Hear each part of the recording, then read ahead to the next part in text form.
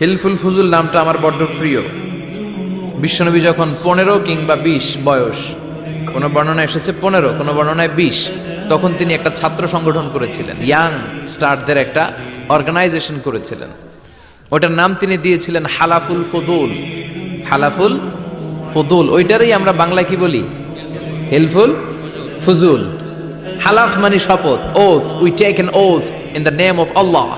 আল্লাহর নামে শপথ নেয়ারে বলে হালাফ।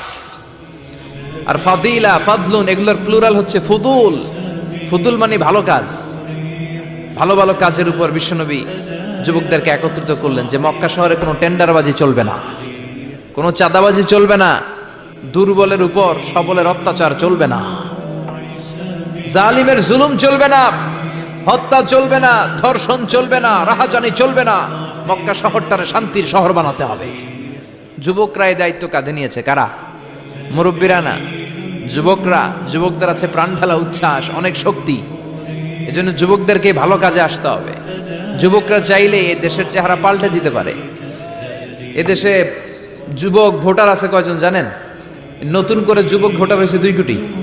কয় কোটি? 2 কোটি না? Can you imagine that? কল্পনা করতে পারেন? They can change Bangladesh, they can change the face of Bangladesh. তারা 56,000 বর্গ মাইলের এই বাংলাদেশের চেহারা পাল্টে দিতে পারে। তাদের অনেক শক্তি।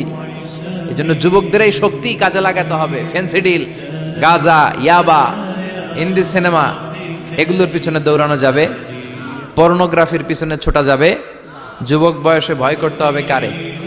চিল্লায় বলেন কাকে? আল্লাহ আমার যুবক ভাইদেরকে তুমি তৌফিক দাও। বিশ্বনবী এই হালাফুল ফুদুল তিনি গঠন করলেন মক্কাতুল মুকাররমাতে। পুরো মক্কা শহরটা শান্তির শহর হয়ে গেল।